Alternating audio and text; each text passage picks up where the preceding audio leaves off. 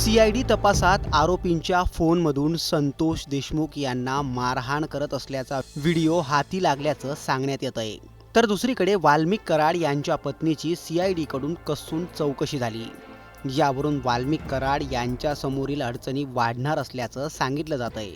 पण नेमकं सीआयडी तपासात काय समोर आलंय, वाल्मिक कराडांबद्दल नेमकी काय अपडेट समोर आली आहे, याचाच सविस्तर आढावा या व्हिडिओतून घेणार आहोत।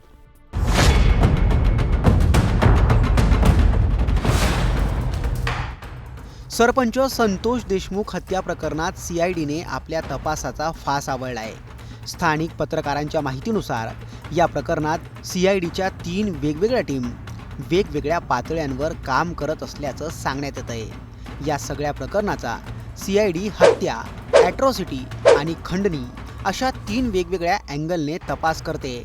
या तिघेही प्रकरणाचा एकमेकांशी संबंध आहे का, याचाही शोध सुरू आहे। विशेष म्हणजे या तिघेही प्रकरणात वाल्मिक कराड केंद्रस्थानी असल्याचं बोललं जात आहे। त्यामुळे सीआयडीने वाल्मिक कराडला शोधण्यासाठी त्यांच्या पत्नी मंजली कराड यांची 2 वेळा चौकशी केल्याचं बोललं जात आहे। त्याचबरोबर वाल्मिक कराड यांचे खासगी आणि सरकारी सुरक्षा रक्षकांचीही चौकशी केल्याचं समोर आलंय। सीआयडीने आरोपींकडून 2 फोन जप्त केलेत। या फोनमधून त्यांना सरपंच संतोष देशमुख यांना मारहाण केल्याचा धक्कादायक व्हिडिओ मिळाल्याचं सांगण्यात येत आहे। मात्र याचा अधिकृत दुजोरा सीआयडी अधिकाऱ्यांनी अद्याप दिलेला नाहीये। विशेष म्हणजे आरोपींच्या फोनवरून एका बड्या नेत्याला फोन केल्याचंही सीआयडी तपासात समोर आल्याचं बोललं जात आहे। या सगळ्या चौकशीनंतर बीडच्या स्थानिक पत्रकारांनी वाल्मिक कराडचा घटनाक्रम समोर आणलाय। तो घटनाक्रम काय, तुम्हीच पहा। 9 तारखेला सरपंच संतोष देशमुखांची हत्या झाली। हत्येचं प्रकरण राज्यभर गाजलं।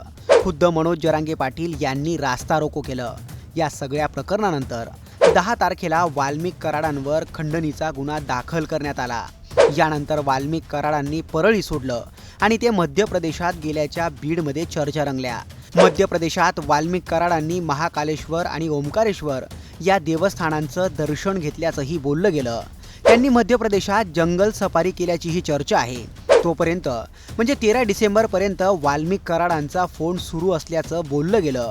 यानंतर मंत्रिमंडळ विस्तार झाला। 15 डिसेंबरला वाल्मिक कराडांनी आपल्या ऑफिशियल फेसबुक अकाउंटवरून धनंजय मुंडे आणि पंकजा मुंडेंच्या अभिनंदनाची पोस्ट केली। यानंतर कराड नॉट रिचेबल झाल्याचं बोललं गेलं।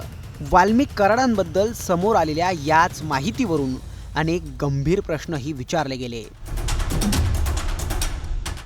10 तारखेला वाल्मिक कराडांवर गुन्हा दाखल झाला।